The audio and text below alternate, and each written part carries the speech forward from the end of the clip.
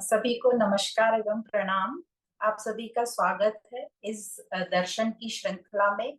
आज हम लेने जा रहे हैं चारवाक दर्शन। तो जैसे कि हमने अपनी लास्ट क्लास में पढ़ा था भारतीय दर्शन में कि आस्तिक और नास्तिक, भारतीय दर्शन को दो में डिवाइड किया, आस्तिक और नास्तिक। और हमने देखा था कि अधिकतर जो 6 दर्शन हमने देखे वो आस्तिक दर्शन है। आस्तिक दर्शन मतलब जो वेदों के प्रमाणों पर विश्वास रखते हैं, जो वेदों को प्रमाण मानते हैं। तो जो भारतीय दर्शन के अनुसार जो वेदों को प्रमाण मानता है वो हुए आस्तिक। तो उसमें अपने षट दर्शन आ जाते हैं।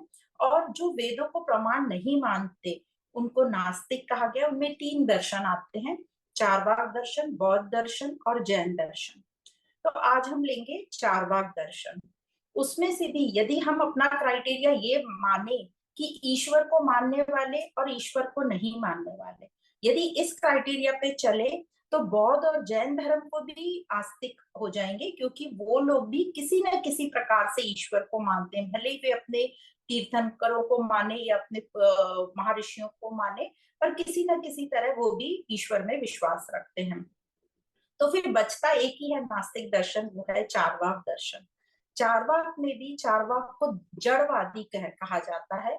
जड़वादी मतलब जो मटेरियल, जो भौतिक पदार्थों में विश्वास रखता है और उन्हीं को सब कुछ मानता है। तो चारवाक के अनुसार भौतिक जगत की ही सत्ता है और इसके अलावा और कुछ भी नहीं। तो ये जो चारवाक दर्शन है ये अत्यंत ही प्राचीन और महत्वपूर्ण दर्शन है, जो हम सबको सोचने पर मजबूर करता है। इसका जिक्र महाकाव्य में आता है, मतलब ये महाकाव्य काल का दर्शन है या उसके भी पहले का। तो इस दर्शन का जिक्र जैसे कई कई ग्रंथों में आता है, पर कई जगह इसका जिक्र खंडन करते हुए आता है, मतलब नेगेटिव सेंस में या व्यंग करते हुए आता है।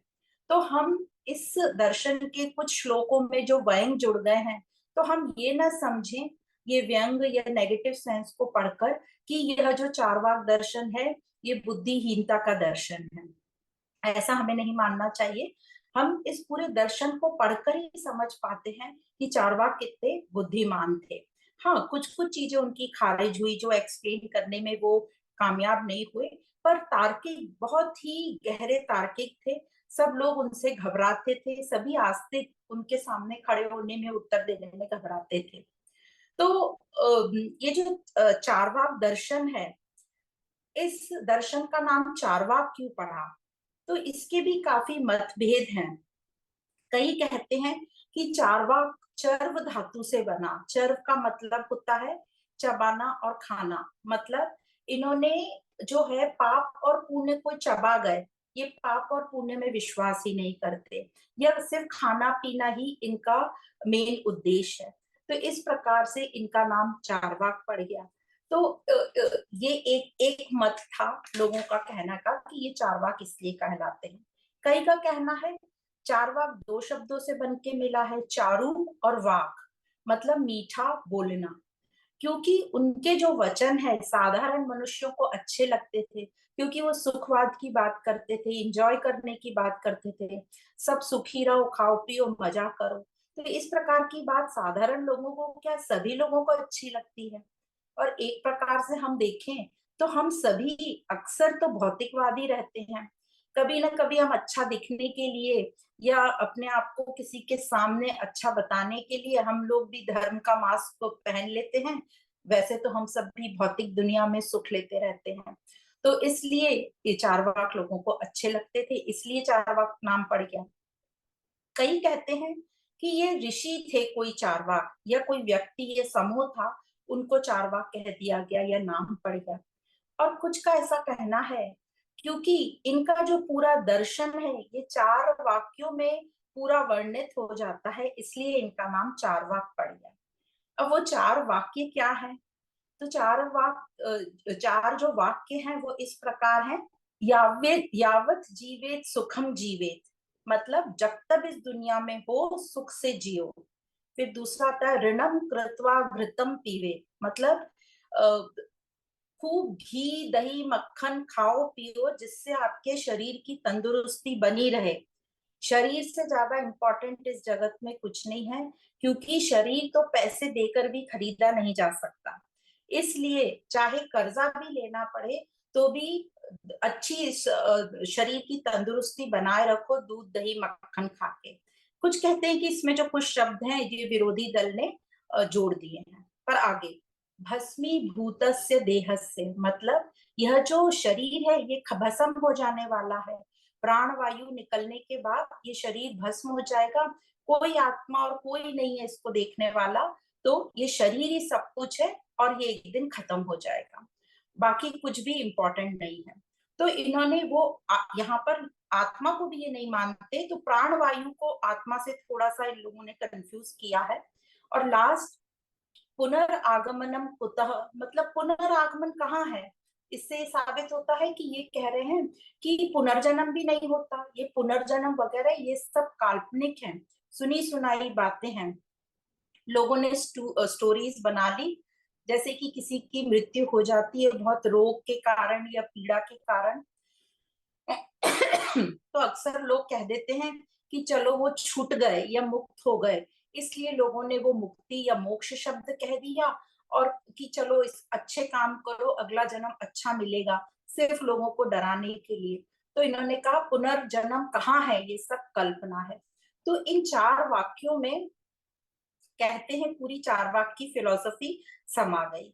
तो इस प्रकार चारवाक को बताया गया है। और ये चारवाक का वर्णन जैसे कि कहा हर जगह मिलता है, रामायण महाभारत में भी चारवाक के दर्शन का जिक्र होता है, हर काल में चारवाक मिलते हैं। अब क्योंकि ये वेद को नहीं मानते थे, वेद को प्रमाण नहीं मानते थे, इसलिए इनकी बड़ी निंदा हुआ करती थी और इसलिए इनको नास्तिक कहा गया। अब यह जो दर्शन है इनके गुरु बृहस्पति को माना गया, बृहस्पति द्वारा यह दर्शन चलाया गया। बृहस्पति एक ऋषि थे, वेदों में हम इनके किस्से सुनते हैं। और बृहस्पति ने अर्थ और काम को बहुत महत्व दिया। उनका अर्थ का मतलब था जो हम समझते हैं धन, जो हमारे चार पुरुषार्थ हैं उसमें दो हैं, अर्थ और काम। और जो पहला है धर्म और आखिरी है मोक्ष। तो इन्होंने धर्म और मोक्ष को हटा के सिर्फ अर्थ और काम बताया। तो बृहस्पति ने अर्थ को कहा, अर्थ वो है जो अनर्थ ना करे। तो एक तरीके से कहा समझा जाए तो ये अर्थ भी धर्म ही हो गया। पर चारवाक का जो दर्शन हम आगे पढ़ेंगे, चारवाक के भी दो ग्रुप बन गए थे। उसमें से भी जो कल्चर चारवाक थे, मतलब जो सुशिक्षित चारवाक थे, उन्होंने धर्म को भी अपनाया। तो चारवाक दर्शन का आधार हम किसको मानेंगे, क्योंकि इसका कोई स्वतंत्र ग्रंथ तो प्राप्त नहीं है। इसके भी सूत्र थे, परंतु उन सूत्रों को विरोधियों ने समाप्त कर दिया। पर डॉक्टर राधा कृष्णन वगैरह जो भी बड़ी बड़ी हस्तियां रही हैं, उन्होंने बृहस्पति के सूत्रों को ही चारवाक का प्रमाण माना। अब इस चारवाक दर्शन को लोकायात भी कहा जाता है। लोकायात मतलब इस जगत के लिए। तो जो इस संसार को मनुष्य के लिए सुखी बनाना चाहता है उसको कहते हैं लोकायात। तो इसमें अर्थ मतलब धन का बहुत वो महत्व बताया है, क्योंकि धन रहेगा तो ही एक राष्ट्र प्रगति प्रगति कर सकता है, क्योंकि वह खा पी के सुखी रहेगा। तो इस प्रकार जो चारवाक दर्शन आज हमें प्राप्त है, ये विरोधी पक्ष से प्राप्त है, क्योंकि जो असली सूत्र है वो तो अब रहे नहीं। तो जो कुछ भी हमें प्राप्त है वो विरोधी दलों से प्राप्त है। पर जो भी है हमारे पास जो है हम उसको पढ़ने जा रहे हैं। तो चारवाक दर्शन पहला हमने समझा नास्तिक है, हीट्रोडॉक्स, मतलब वो वेदों को नहीं मानते, वेदों को प्रमाण नहीं मानते। दूसरा अनिश्वरवादी है, मतलब वो ईश्वर की सत्ता में विश्वास नहीं रखते, ईश्वर में विश्वास नहीं रखते। तो उनको अंग्रेजी में एथिस्ट कहा जाता है। फिर तीसरा प्रत्यक्षवादी थे, मतलब प्रत्यक्ष को ही मान्यता देते थे, मतलब जो सामने दिख रहा है, जो इंद्रियों से दिख रहा है उसी को मानते थे, उसको पॉजिटिविस्ट कहा जाता है। और चौथा सुखवादी थे, मतलब सुख और काम को ही वो जीवन मानते थे, वही जीवन का उद्देश्य है, मतलब सभी इंद्रियों और अपनी वासनाओं को पूरा करना, सुख से जीवन व्यतीत करना, उसको अंग्रेजी में कहते हैं सुखवादी को हिडोनिस्ट। तो इस प्रकार ये चारवाक की चार उपाधियां बताई गई।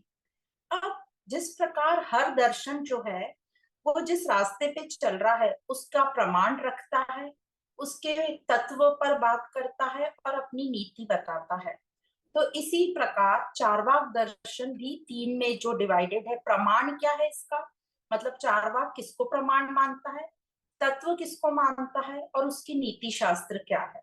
तो ये चारवाक दर्शन के तीन अंग। तो सबसे पहला हम प्रमाण पढ़ेंगे, चारवाक किसको प्रमाण मानता था। तो जब हम प्रमाण की बात करते हैं तो हर दर्शन में प्रमाण अलग अलग तरीके से दिए जाते हैं, और जो मुख्य प्रमाण दिए जाते हैं वो चार भागों में डिवाइडेड है। पहला तो प्रत्यक्ष, जो हम देखते हैं, जो हमारे सामने है। जैसे हम भी अपनी रोजाना की लाइफ में किसको हम कहते हैं सच मानते हैं, जो हमें प्रत्यक्ष दिखाई देता है, इन इंद्रियों से जो हम समझ पाते हैं, तो वो हुआ प्रत्यक्ष। फिर दूसरा होता है एक अनुमान लगा लेना कि ये ऐसा उसने बोला होगा, इसका ये मतलब है। तो जो हमें समझ में सामने आ रहा है उसको समझकर हम किसी दूसरी चीज का अनुमान लगाना, तो उसको कहते हैं अनुमान प्रमाण। तीसरा होता है शब्द प्रमाण, मतलब कहीं हमने लिखा हुआ पढ़ लिया या किसी विश्वसनीय व्यक्ति से सुन लिया शब्द, तो उसको हम प्रमाण मानते हैं। और चौथा होता है उपमा पर, मतलब किसी को किसी से कंपेयर करते हैं। जैसे किसी ने पूछा कि सांप कैसा दिखता है, तो हम उपमा देंगे कि वो रस्सी जैसा दिखता है पर वो ऐसा रहता है, तो हम वो रस्सी को फिर सांप से कंपेयर करते हैं। उसी प्रकार पुस्तकों में नील गाय का एग्जाम्पल दिया है। जैसे नील गाय, वो कैसे उस प्राणी को पहचाना जाए, तो कई कहेंगे कि ये गाय जैसा दिखता है, इसके ऐसे कान है, ऐसी पूछे ना, पर उसका रंग नीला था, पर उसको गाय बोल दिया और नील गाय बोला, तो उसको कहते हैं उपमान। तो इस प्रकार प्रमाण दिए जाते हैं। तो चारवाक दर्शन में जो प्रमाण दिया, तो चारवाक किसको मान रहे हैं प्रमाण, जैसे कि अभी हमने समझा इंट्रोडक्शन में कि वो प्रत्यक्ष को ही प्रमाण मानते हैं।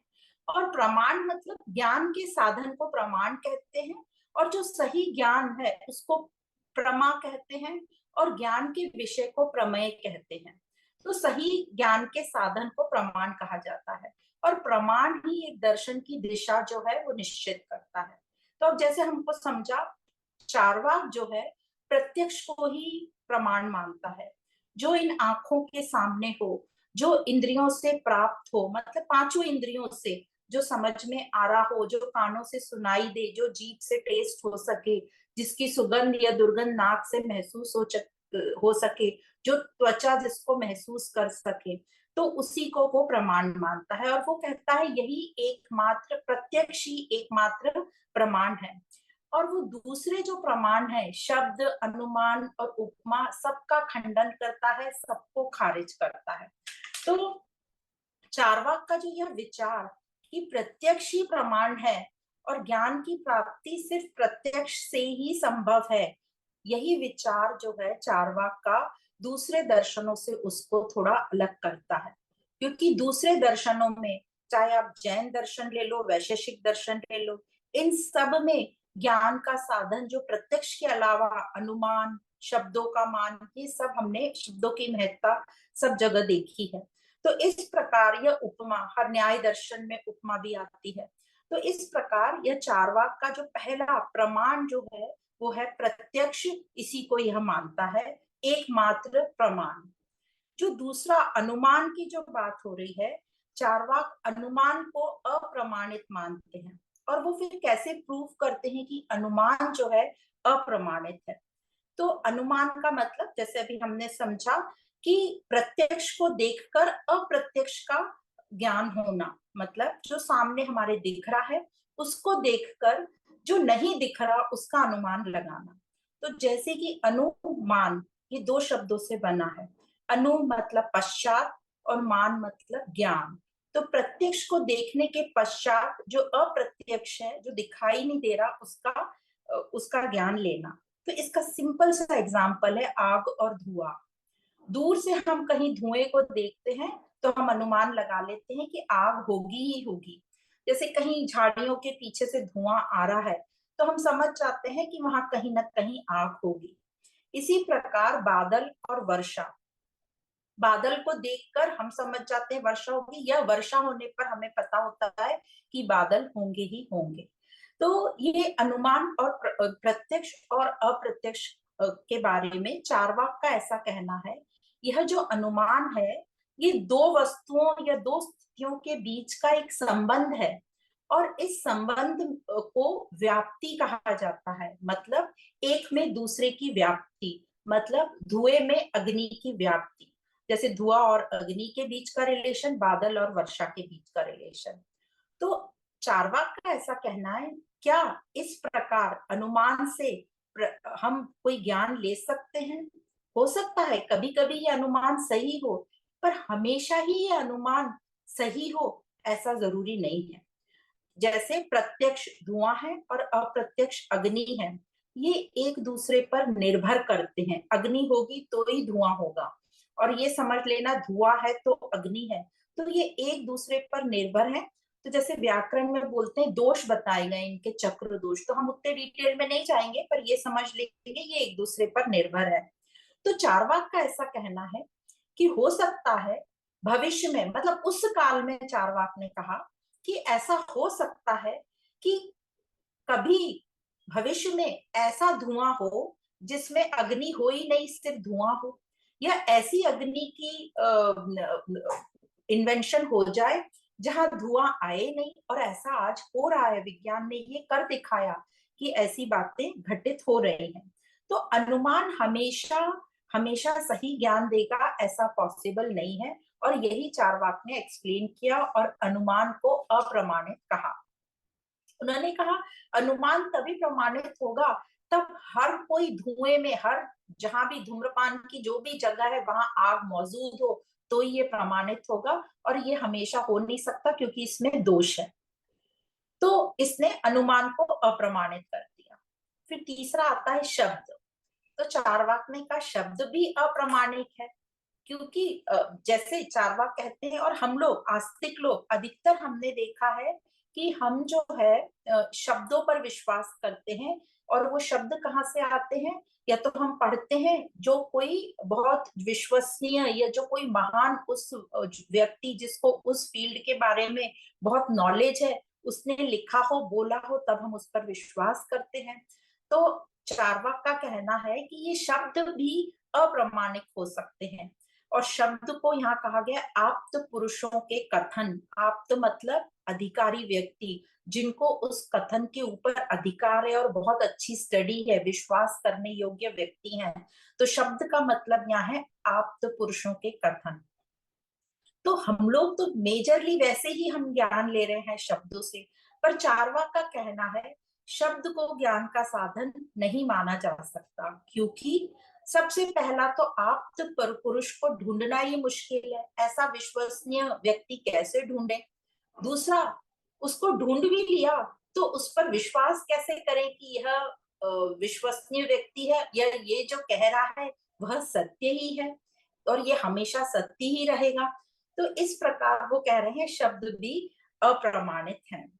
तो उन्होंने ऐसे ये शब्द पर जैसे कहा कि जो ये कथन है, कई वर्षों शताब्दियों पहले ऐसे कथन हुए थे कि यह जो पृथ्वी है ये चपटी है, और जो सूर्य है वो पृथ्वी के चारों ओर घूमता है।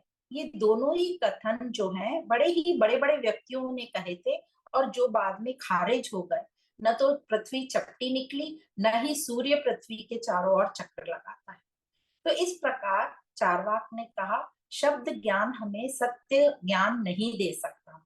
हाँ, ऐसा हो सकता है कि कभी कभी ये शब्द जो है सत्य का ज्ञान हमें दे सकता है, पर वो बाय चांस ऐसा हो जाता है, आकस्मिक घटना घट जाती है, ये संयोग से ऐसा हो जाता है।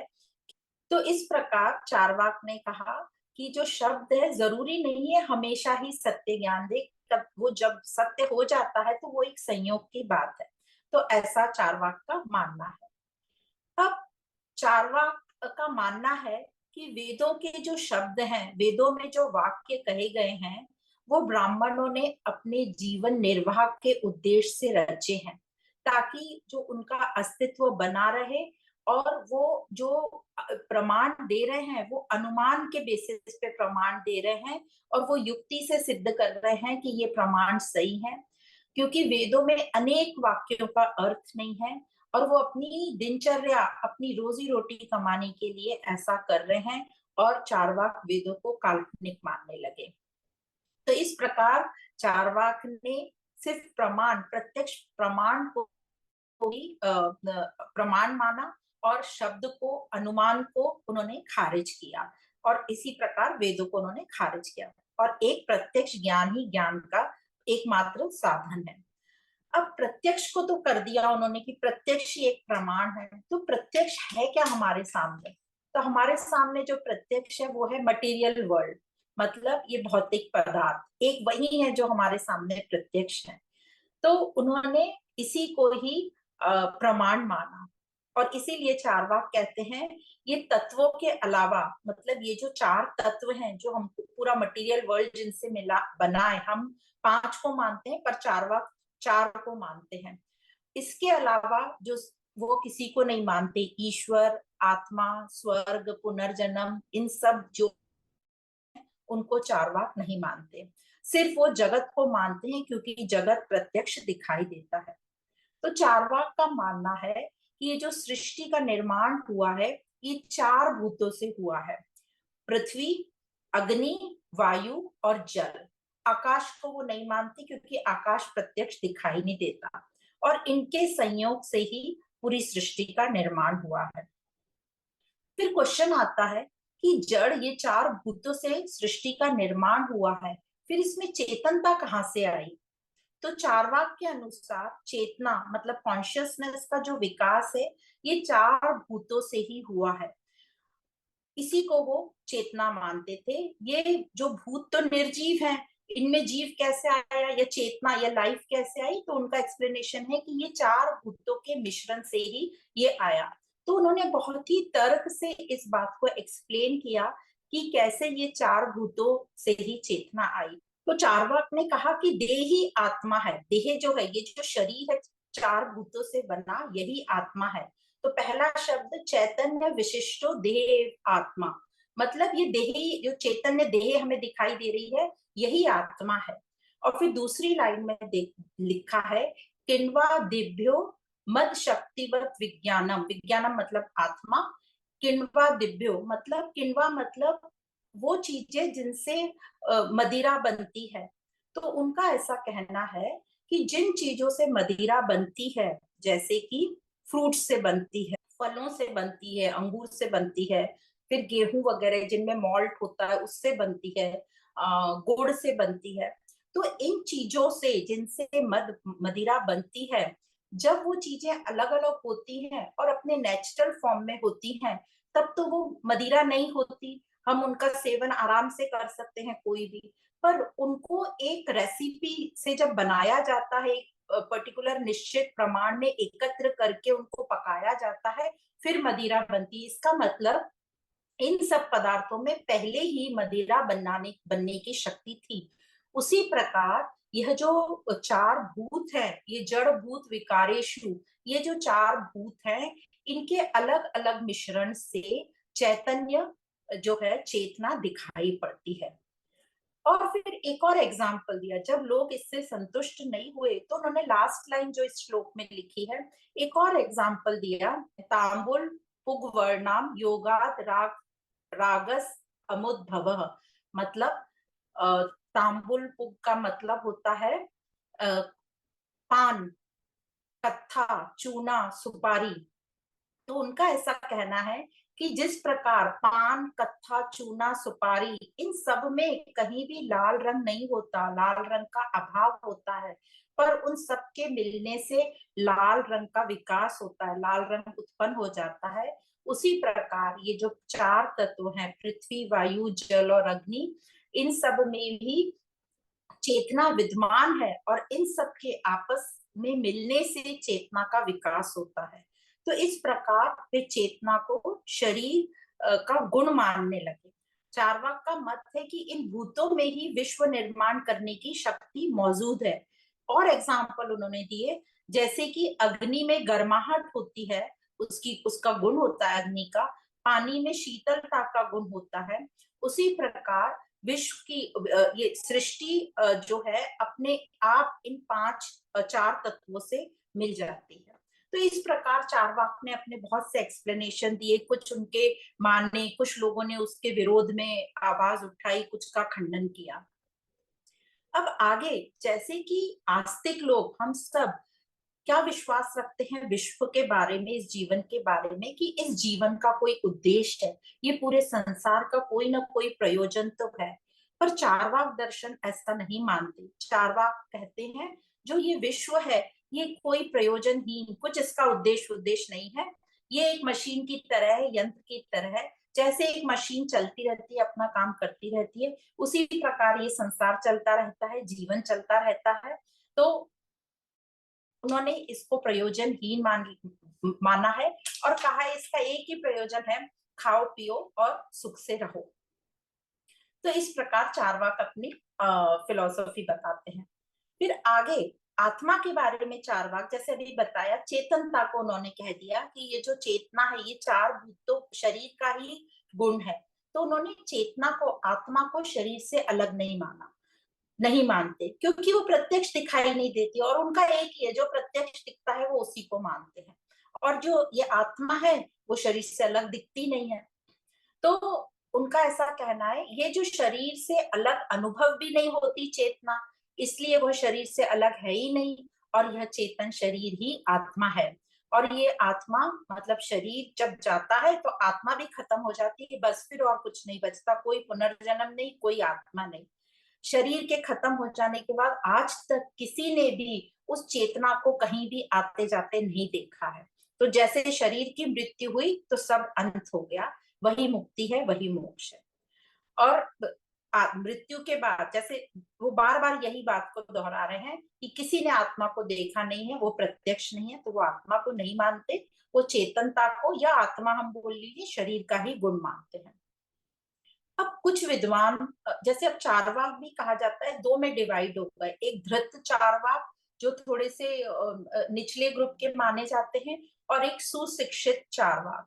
तो कहते हैं जो धृत चारवाक थे वो आत्मा और शरीर को एक ही मानते थे, मतलब इस जो आत्मा है शरीर का ही गुण है, शरीर के साथ ही सब कुछ समाप्त है। और वो जो है सारे सुखों को एक जैसा मानते थे, जैसे कि भौतिक सुख, आध्यात्मिक सुख, या भौतिक में ही समझ लीजिए आप, कोई वस्तु मिलने से सुख, या कोई क्रिएटिविटी करके वो जो सुख मिलता है, और या कोई त्याग करके सुख मिलता है। तो हमने आनंद मीमांसा में जब उपनिषद पढ़े थे तो एक अलग अलग सुख की लेवल बताई थी, और सबसे ऊपर हमने ब्रह्मानंद का सुख बताया था। पर जो ध्रुत चारवाक हैं वो सारे सुख को एक ही लेवल पे तोलते हैं। पर जो सुशिक्षित चारवाक हैं वो कहीं ना कहीं आत्मा को महसूस करने वाला या ज्ञाता मानते हैं, पर वो आत्मा को अमर नहीं मानते। और दूसरा, उन लोगों ने ये माना कि हाँ, सुख की क्वालिटी अलग अलग हो सकती है। एक होता है इंद्रियों का सुख, एक होता है त्याग का सुख, या किसी के लिए कुछ अपन जब कुछ करते हैं आउट ऑफ द वे जाके, तो उस सुख की क्वालिटी भौतिक सुखों से कहीं ज्यादा ऊपर है। इस तरीके से जो सुशिक्षित लोग हैं उन्होंने इस सुख को अलग अलग माना है, हाईएस्ट लेवल का सुख भी माना है। और साथ साथ उन्होंने जो अर्थ है, जो चारवाक दो ही पुरुषार्थ को मानता है, अर्थ और काम, तो इन लोगों ने अर्थ को ये समझा, पैसा तो समझा ही, साथ में जो किसी का अनर्थ ना करे वो अर्थ है। तो इस प्रकार ये दो कैटेगरी चारवाक की आई। पर ये जो सुशिक्षित चारवाक थे ये बाद बाद में आए हैं, पहले तो सिर्फ एक ही कैटेगरी थी। तो अब ये जो है आत्मा को अमर नहीं मानते, इसलिए ये स्वर्ग नरक भी नहीं मानते, इसलिए पुनर्जन्म भी नहीं मानते। तो जैसे धार्मिक ग्रंथों में हम जो आस्तिक लोग पढ़ते हैं वो उसमें कर्म फल के अनुसार स्वर्ग और नरक बनाया गया है, पाप और पुण्य बताया गया है। पर चारवाक कहते हैं ये सब ब्राह्मणों की कल्पना है, और उन्होंने ये सब बना दिया, पाप मतलब नरक, पुण्य मतलब स्वर्ग, ये सब अविवेक है। क्योंकि आज तक किसी ने भी यह नहीं कहा कि मैं स्वर्ग का सुख भोग कर आ रहा हूँ या मैं नर्क का सुख भोग कर लौट कर आया हूँ।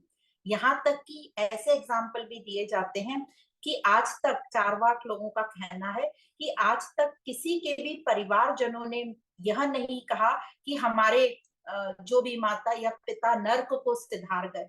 सबका यही कहना होता है वो तो स्वर्ग को सिधार गए या स्वर्गवास हो गया। तो क्या इसका मतलब ये है कि नर्क है ही नहीं? नर्क नहीं है तो स्वर्ग भी नहीं है। तो यह चारवाक का कहना है कि स्वर्ग और नर्क कुछ भी नहीं है, ये सब जो है ब्राह्मणों का बोलबाला है। सुख स्वर्ग है, दुख नरक है। सुखमेव स्वर्ग, दुखमेव नरक। तो सब कुछ यही है, सुख और दुख। तो इस सुख के चक्कर में या सॉरी दुख के चक्कर में जो आज आपके हाथ में सुख है उसको मत त्यागो। तो जो भी इच्छाएं हैं उसकी पूर्ति करो, वासनाओं की पूर्ति करो, खाओ पियो, दूसरों को भी खिलाओ पिलाओ और सुख से रहो। फिर आता है चारवाक का ईश्वर के बारे में क्या विचार है। तो अब यहाँ तक आते आते तो मैं समझ गया ईश्वर का क्या विचार है। फिर भी जो चारवाक है वो ईश्वर की सत्ता को नहीं मानते थे। जहां भी ईश्वर के बारे में विचार या विषय आते थे वो धूम धड़ाम से उनका खंडन करते थे, विरोध करते थे, क्योंकि ईश्वर प्रत्यक्ष नहीं है, ईश्वर का कोई रूप नहीं है, ईश्वर का आकार नहीं है। क्योंकि हमने अद्वैत में पढ़ लिया वो तो निराकार है, गुणातीत है, तो वो प्रत्यक्ष कहाँ से होगा। तो चारवाक इस कारण ईश्वर को भी नहीं मानते थे। और जहां जहां जिस भी दर्शन में ईश्वर की सत्ता का प्रमाण दिया जाता था कि जो जगत है वो कार्य है और ईश्वर जो है वो कारण है, ये परमात्मा कारण मतलब कार्य कारण वाला जहां भी रिलेशन दिया जाता था, चारवाक सबका विरोध किया करते थे। वो कहते थे कि ये सब अनुमान पर आधारित है और अनुमान को चारवाक अप्रमाणित कहते हैं। अनुमान से कभी भी कोई ज्ञान नहीं होता। तो हम लोग तो भागवत में भी पढ़ते हैं कि ये जो सृष्टि का निर्माण है उसका उपादान कारण कौन है, निमित्त कारण कौन है। हम बोलते हैं ना परमात्मा ही सबका उपादान कारण भी है, निमित्त कारण भी है।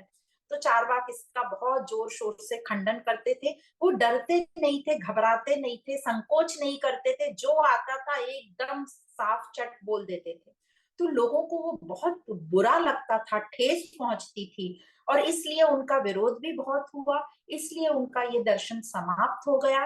पर कई लोग कहते हैं कि ऐसा कहने से जो आस्तिक लोग हैं उन्होंने बड़ी विचार प्रक्रिया शुरू करी और अपनी अच्छी अच्छी युक्तियां देख के अपने जो आस्तिक दर्शन है उसको समृद्ध बनाया। तो इसलिए जो चारवाक है ये जो उपादान कारण और निमित्त कारण समझने के लिए एक एग्जाम्पल बहुत अच्छा है। जैसे कुमार, मटका और मट्टी। तो जो मटका बनाने के लिए जो मट्टी आई है, तो मट्टी कहाँ से आई, वो तो कुम्हार लाया नहीं, मट्टी ऑलरेडी थी, तो वो उपादान कारण हो गया। तो परमात्मा उपादान कारण इस सृष्टि की रचना में, और जो कुम्हार है वो निमित्त कारण है। तो हम जो पढ़ते हैं सृष्टि की रचना में परमात्मा उपादान कारण, क्योंकि हमारे हम लोग ऐसा मानते हैं कि परमात्मा ने ही ये सब पांच तत्व बना दिए, उसी ने खुद वो खुद बन गया या उसने, तो वही उपादान कारण है। और ईश्वर जिसको उसने ये पूरी सत्ता दे दी माया से, जो माया के साथ जब हो गया तो मायापति वो ईश्वर, तो ईश्वर इसका निमित्त कारण, मतलब परमात्मा ही उपादान कारण है और परमात्मा ही निमित्त कारण है। पर घड़े, कुम्हार और मट्टी में मट्टी उपादान कारण है और जो कुम्हार है जिसने उस मट्टी का साथ लेके और अपनी कला से उस घड़े को घड़ा, वो निमित्त कारण है। तो इस प्रकार यदि उपादान कारण होगा ही नहीं तो घड़ा बनेगा ही नहीं। तो परमात्मा की हम लोग इतनी मान्यता और महत्व रखते हैं। पर चारवाक कहते हैं कि ये उपादान निमित्त कारण ये सब जो है अनुमान लगाया गया है, कोई ईश्वर नहीं है, वो बिल्कुल ईश्वर को खारिज करते हैं और इस प्रकार वो सभी आध्यात्मिक तत्वों की अवहेलना करते हैं और इसीलिए उनका बहुत ही विरोध हुआ।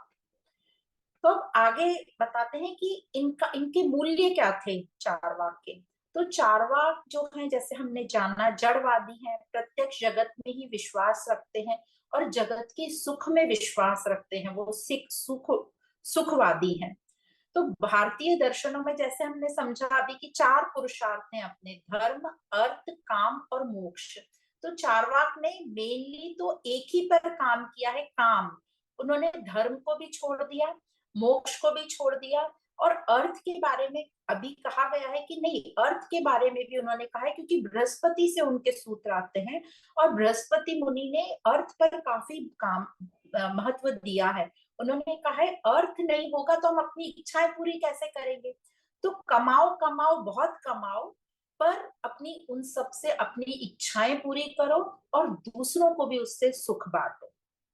तो चारवाक का मानना है कि उन्होंने तो दो ही अब हुए उनके पुरुषार्थ, अर्थ और काम। काम मतलब सारे अपनी इच्छाएं, अपनी जो पांचों अपनी इंद्रियां हैं उनकी सारी वासनाओं के लिए वो उन्होंने काम बोला।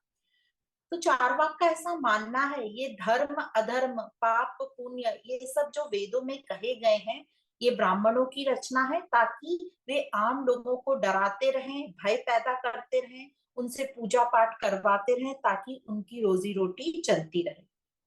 अब श्राद्ध के पक्ष में ये जो चारवाक का कहना है, जो हम लोग श्राद्ध करते हैं, तो चारवाक का ऐसा कहना है जिसका अस्तित्व ही नहीं, जो शरीर है ही नहीं, उनके लिए भोजन अर्पण करने का क्या मतलब है।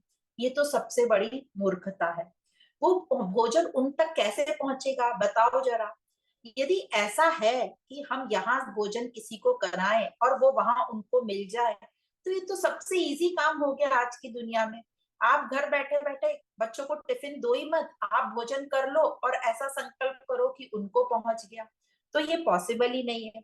तो चारवाक ऐसे वो क्वेश्चन बहुत रेस करते थे, बोलते बताओ उन तक कैसे पहुंचेगा। जहां भी वो कर्म, जहां से भी वो गुजर रहे होते थे और ऐसा लोगों को करते हुए देख लेते थे, तो बस वहीं खड़े होके उनका व्यंग करते थे, मजाक उड़ाते थे, उनको टॉन्ट करते थे। आज कई लोगों को दिखते भी हैं पर वो चुपचाप निकल जाते हैं, हम नहीं ऐसे लोगों को पर उनमें इतना कॉन्फिडेंस था कि जो वो बोल रहे हैं उनका जो फिलॉसफी है वो एकदम सही है। तो ऐसा एक दृष्टांत पढ़ने में आता है कि चारवाक जो थे अपने पूर्वजों का श्राद्ध नहीं करते थे। तो जब उन्होंने अपने पिताजी का श्राद्ध नहीं किया तो उनके गांव वालों ने विरोध किया कि उस टाइम तो ऐसा रहता था ना कि सबको करना जरूरी है जो भी इस समाज में लागू होता है। तो चारवाक अड़ गए कि हम नहीं करेंगे श्राद्ध। तो उन्होंने बोला भाई क्यों नहीं करोगे श्राद्ध। तो चारवाक ने एक सिंपल सा एग्जाम्पल दिया, भाई जब तक मेरे पिताजी जिंदा थे मैंने उनकी खूब अच्छे से देखभाल करी, बहुत अच्छे से सब कुछ किया। अब जो वो नहीं है, वो है ही नहीं शरीर, तो मैं किसको खाना खिलाऊं। और उनके जाने के बाद मैं हजारों को भोजन कराऊं और ये कहूं कि उनको तृप्ति मिलेगी, ये मेरे को कहीं से समझ में आ नहीं रहा है। तो चारवाक का ऐसा कहना था जो लोग जीते जी अपने माँ बाप की देखरेख नहीं कर रहे और उनकी मृत्यु के बाद हजारों को भोजन करा रहे हैं, तो ऐसे जीवन का क्या मतलब है। उनके जीते जी जो आप कर सकते हो वो करो। तो इस प्रकार, हाँ, तो जो उन्होंने श्राद्ध नहीं किया तो कहा जाता है कि उनको बहुत दंड मिला था, इवन उनको सूली पे चढ़ाने का आदेश जारी हुआ था। तब उनकी पत्नी ने कहा था कि आपको इतना बड़ा दंड मिल रहा है, मृत्यु दंड, तो आप एक काम करो ना, कर लो श्राद्ध। तो उन्होंने कहा कि नहीं नहीं, मेरे विचार बहुत इंपॉर्टेंट है, मैं यदि ये कर लूंगा तो मेरे विचार गलत प्रूव हो जाएंगे। इससे अच्छा है कि मेरी देह चली जाए, ठीक है, पर मेरे विचार जो है कायम रहेंगे। तो उनकी पत्नी ने कहा कि ठीक है, एक काम करिए, आप ये सिंदूर मुझे लगा दीजिए। चारवाक अपनी पत्नी को सिंदूर भी नहीं लगाते, मना करते थे, न मंगलसूत्र पहनने को बोलते थे, क्योंकि वो निशानी चारवाक की है, मतलब पति की हुई। और उनका ऐसा कहना था मेरे शरीर पर तुम्हारा क्या ऐसे अधिकार, तुम्हारा अपना अकेला अस्तित्व है, सब इंडिपेंडेंट है, हम एक दूसरे पे ऐसे निर्भर नहीं हो सकते। तो कहते चारवाक ने वो भी मना कर दिया कि यही तो मेरे विचार है, तुम क्या ये कैसे कह सकती हो कि तुम ये मेरे को सिंदूर लगा दो, ये भी मेरे विचार का खंडन हो जाएगा। तो इस प्रकार चारवाक का बहुत अपना अस्तित्व था, बहुत ही तर्कवादी थे और कर्मकांडी लोगों को तो कठोर भाषा में उनका खंडन करते थे। तो इसी प्रकार वो ऐसे कहते थे कि इधर भोजन दिया तो उधर कैसे मिलेगा, इसलिए वो श्राद्ध के भी अगेंस्ट थे। अब वैदिक काल में वेदों में जब यज्ञ किया करते थे तो बलि प्रथा भी बहुत चलती थी, और वो जानवरों की बलि और मनुष्यों की भी बलि का रिवाज था। तो चारवाक ने इसका भी बहुत विरोध किया। तब उन्होंने, ब्राह्मणों ने उनको उत्तर दिया कि ये जो हम बलि देते हैं, जिसकी बलि देते हैं वो स्वर्ग में जाता है, तो चारवाक ने तो बिल्कुल खड़े होकर बोल दिया, जब यदि ये पशु की बलि देने से ये स्वर्ग में जाता है, तो आप अपने घर में जो माता पिता हैं बैठे, उनकी बलि दो ना, तो उनमें उनकी स्वर्ग में सीट निश्चित हो जाएगी। इस प्रकार से वो बोला करते थे, इसलिए उनका काफी विरोध हुआ।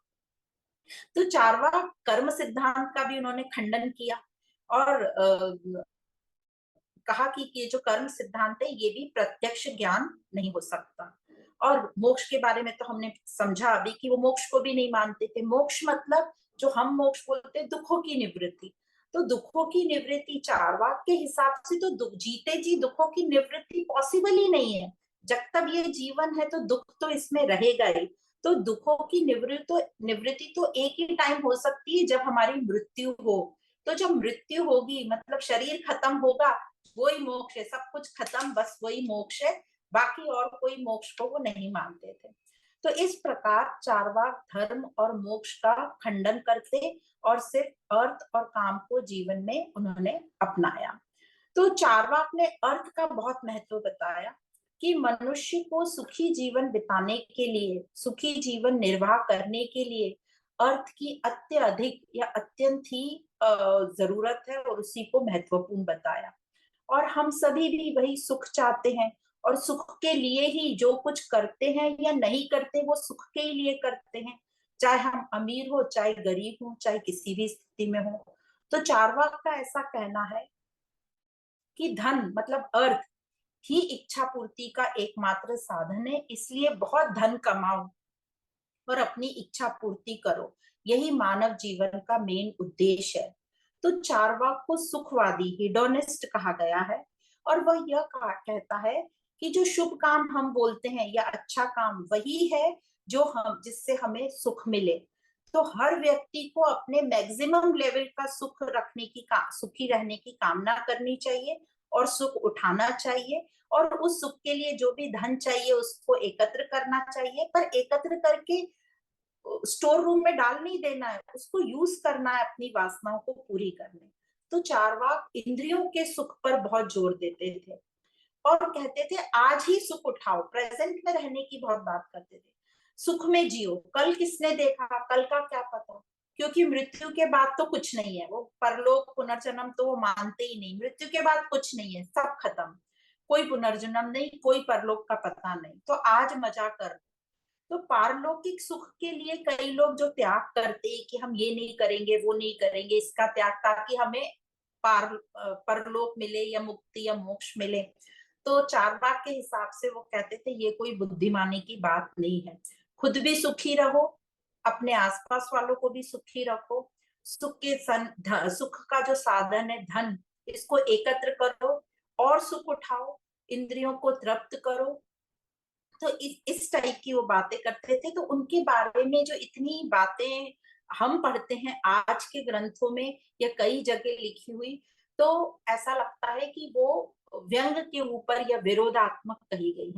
तो ये तो जो हमने पहला सुना, यावत जीवेत सुखम जीवेत ऋणम कृत्वा घृतम पीवेत, मतलब जितने दिन जीना हो, जब तक जीना है सुखी से जियो। सुख के लिए ऋण भी लेना पड़े तो उससे भी पीछे नहीं हटना। तो ये ऋण वाली बात, ये घी पीने वाली बात कितनी सच है वो पता नहीं। फिर आता है भस्मीभूतस्य देहस्य पुनर्गमन, मतलब शरीर तो खत्म हुआ, फिर कोई पुनर्जन्म की बात नहीं है, इसलिए दूसरे जन्म का मत सोचो, जो कुछ सुख उठाना है अभी उठा लो। दूसरा, पित्वा पित्वा पुनः पित्वा यावत पतति भूतले, हाँ भूतले अत्याय च पुनः पित्वा पुनर्जन्म न विद्यते, मतलब पियो पियो, जितना पी सकते हो उतना पियो, जब तक पियो जब तक जमीन पर न गिर जाते, और उसके बाद भी उठ के खड़े हो गए तो फिर से पियो, क्योंकि पुनर्जन्म है ही नहीं, ये किसने देखा। तो ऐसा लगता है कुछ उनका सत्य होगा, कुछ विरोधी दल का होगा, पर उनकी जितनी भी ऐसी बातें आती हैं वो मदिरा पीने से या पान, एग्जाम्पल भी उनके सब वैसे ही हैं। इंद्रियों को पूरा तृप्त रखो, कोई त्याग मत करो, इस तरीके की उनकी बातें आती। फिर है वर मत कपोत न शवो मयूर, मतलब जो कबूतर मिल रहे हैं उनको ही आज ले लो, मतलब जो आज सुख मिल रहा है वो ले लो, कल मयूर या मोर मिलेगा कल, तो आज का सुख कल के लिए मत छोड़ो, जो आज मिल रहा है वो ले लो। फिर आता है सुखमेव स्वर्गम दुखमेव नरकम, मतलब जो जितना सुखी हो आप वही स्वर्ग है, और जो दुखी जिसको हम नर्क कह रहे हैं तो वो सब यही है। तो जो सुख वाली चीजें वो ले लो, दुख दुख को हटाओ, सुख सुख को एंजॉय करो। जैसे बोलते हैं मछली और कांटा साथ में, या गुलाब और कांटा साथ में है, तो कांटे को छोड़ो, गुलाब का लुत्फ उठाओ। मरणम एव अपवर्ग, अपवर्ग मतलब जिसको हम मोक्ष या निर्वाण बोलते हैं, उसी को अपवर्ग भी एक दर्शन में कहा गया है। तो उनका कहना है मरणम एव अपवर्ग, मतलब मरते ही, इस शरीर के मरते ही मोक्ष हो जाएगा। पर ये हमें सब जो है विरोधी दल से मिलता है, तो इसमें कुछ सत्य है, कुछ जो है मिलावट है। पर हाँ, उनकी जो प्रत्यक्ष प्रमाण है कि जो एकमात्र साधन जिसको वो मानते हैं, उस पर कई आपत्तियां उठाई गई कि प्रत्यक्ष भी गलत हो सकता है, हमेशा प्रत्यक्ष से ही ज्ञान होना ऐसा पॉसिबल नहीं है, ऐसा विरोधियों ने कहा, जो सही बात भी है।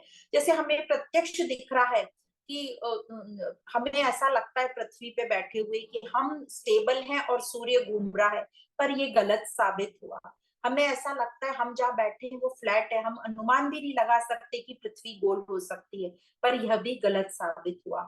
फिर दूसरा जो उनका था अनुमान को अप्रमाणित कहने का, तो ये कहते हैं कि ये भी उनका गलत है, क्योंकि उन्होंने ईश्वर नहीं है ये भी अनुमान लगाया चारवाक ने। तो अनुमान को तो वो अप्रमाणित कहते हैं, और उन्होंने क्योंकि वो दिख नहीं रहा इसलिए अनुमान लगा लिया कि ईश्वर नहीं है, तो यह भी, इसके ऊपर भी विरोध होता है। तो इस प्रकार जो है चारवाक खंडन विरोध जोर शोर से हुआ, और उन्होंने ईश्वर को नकारा, वेदों को नहीं माना, आत्मा को नहीं माना, पुनर्जन्म नहीं माना, मूल्यों पर उन्होंने बहुत खंडन किया, इसलिए उनका जो दर्शन है कायम नहीं रह पाया। और आज हमें चारवाक के बारे में इतना कुछ नहीं मिलता है, जो भी मिलता है वो विरोधी दल से मिलता है। हालांकि कहते हैं कि वेदों को नहीं मानने वाले तो बौद्ध और जैन भी थे, पर उन्होंने मूल्यों को महत्व दिया, किसी न किसी प्रकार से वो एक ईश्वर सत्ता को मानते हैं, इसलिए वे दर्शन आज भी जीवित हैं, और चारवाक दर्शन आज हम इतना नहीं देखते। तो चारवाक का योगदान क्या है, आज इस दर्शन को पढ़ने का इतना महत्व क्या है? तो चारवाक भले ही निंदनीय रहे हैं, पर उनकी ये जो विचारधारा कि भौतिकवाद और सुखवाद यही जीवन है, यही जीवन का उद्देश्य है, ईश्वर, आत्मा, मोक्ष, कर्म सिद्धांत, पुनर्जन्म, ये सब निराधार है। उनके ये सब विचार से अनेक आस्तिक जो दार्शनिक थे वो सोचने पर मजबूर हो जाते थे, और किसी न किसी तरह वो नई नई युक्तियां और सोच विचार करते थे। और आध्यात्मिक सुख भौतिक सुख से कहीं ऊंचा है, ईश्वर, आत्मा, कर्म सिद्धांत ये सब निराधार नहीं है। इस प्रकार यह आत्मिक आस्तिक दर्शन में ये सब चीजें और मजबूत हुई, और निरंतर उनके प्रयास से हमें आज ये आस्तिक हमारा जो दर्शन है वो समृद्ध हुआ। और जो आस्तिकवादियों का जो हट था ब्राह्मण लोगों का, वो कई हद तक वो जो हट है वो खत्म हुआ, मतलब हटवाद से हम बच गए। तो इस प्रकार कहा जाता है चारवाक दर्शन।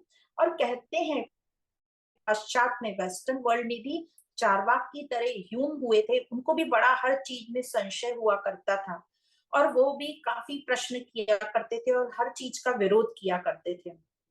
तो जो उनके अपोज में कांट आए, और कांट ने जो ह्यूम के संशय को समझा और उस पर विचार किया, और अपने हट से वो भी बाहर आए, और उनका जो दर्शन भी समृद्ध हुआ। तो कहते हैं जिस प्रकार कांट ने ह्यूम ने कांट को हटवाद से बचाया, उसी प्रकार चारवाक ने भारतीय दर्शन को हटवाद से बचाया। तो चारवाक दर्शन का ज्ञान भले ही हमें विरोधी दर्शन से मिलता है, उसमें हमें दोष भी बहुत दिखते हैं, व्यंग दिखाई पड़ता है, क्योंकि उस समय जो था ब्राह्मणों का बोलबाला था, किसी को भी स्वतंत्र विचार या फ्रीडम ऑफ स्पीच था नहीं, सबको चुप रहना ही, क्योंकि हर कोई इतना तार्किक नहीं होता, तो चुप ही रहा करते थे। तो चारवाक दर्शन की भले ही बहुत ही निंदा हुई, पर चारवाक दर्शन या उनके विचारों को लोग पसंद भी बहुत करते थे।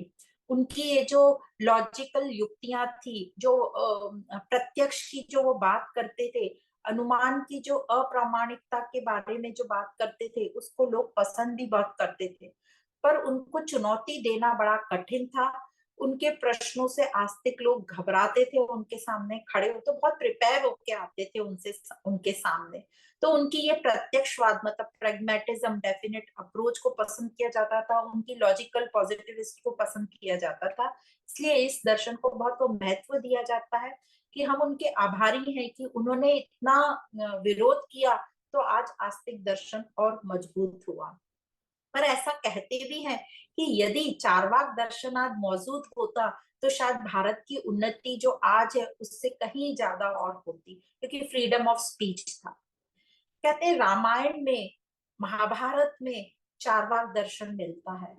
बोलते हैं रामायण में जब राम और सीता वनवास के लिए निकले, तब ऋषि जबाल ने राम को कहा कि तुम क्यों वन में भटक रहे हो, जाके अपना राज्य को संभालो, क्योंकि 14 साल तक यदि तुमने राज्य नहीं संभाला तो गलत हाथों में राज्य चला जाएगा। और तुम्हारे पिताजी तो अब चले गए, शरीर चला गया है, और तो उनकी प्रतिज्ञा भी उनके साथ चली गई, तुम जाके राष्ट्र संभालो, नहीं तो राष्ट्र बर्बाद हो जाएगा। तो वो चारवाक ही थे। बोलते हैं रामायण में सीता को जबाल ने बोला कि तुम क्या जाके मंदिरों में दीपक जला रही हो, पहले जाके घर में अपनी सासुओं की सेवा करो, अपने घर का दीपक जलाओ, इस मंदिर में दिए मत जलाओ। तो अपने घर को स्वर्ग बनाने की बात करते थे, इस पृथ्वी को स्वर्ग बनाने की बात करते थे। तो जो सुशिक्षित चारवाक थे, उन्होंने तो धर्म मतलब अर्थ को धर्म माना, उसको अपनाया, कर्तव्य का पालन करने को महत्व दिया। अर्थ मतलब जिससे अनर्थ ना हो, तो वही उनके लिए धर्म हो गया। तो ऐसा चारवाक का मानना था। उनका मानना था कि यह जो गणराज्य है, जो हमारा राज्य है, वही परमात्मा है, वही गणेश है, इसी को पूजो, इसके हाथों को मजबूत करो, मतलब अपनी गवर्नमेंट को आज जो है, या अपने राष्ट्र जो है उसके हाथों को मजबूत करो, अपने राज्य से जुड़ो। तो राष्ट्र के प्रति कर्तव्य का पालन करो, खूब अर्थ कमाओ, मतलब खूब अनाज, उस टाइम अनाज होता था साधन, तो खूब अनाज का उत्पादन करो ताकि कोई भूखा नहीं रहे। तो अनाज के साथ साथ सभी चीजों का बहुत उत्पादन करो ताकि कोई भी भूखा, किसी भी तरीके से भूखा नहीं रखे, सिर्फ पेट की भूख नहीं, हर तरह से जो है समृद्ध रहे, ताकि जो है क्राइम, अनर्थ ना हो, क्योंकि भूखे से ही क्राइम पैदा होती है। तो अनर्थ की वो उन्होंने बात की, इसी प्रकार उन्होंने इसीलिए उनको लोकायत कहा जाता है।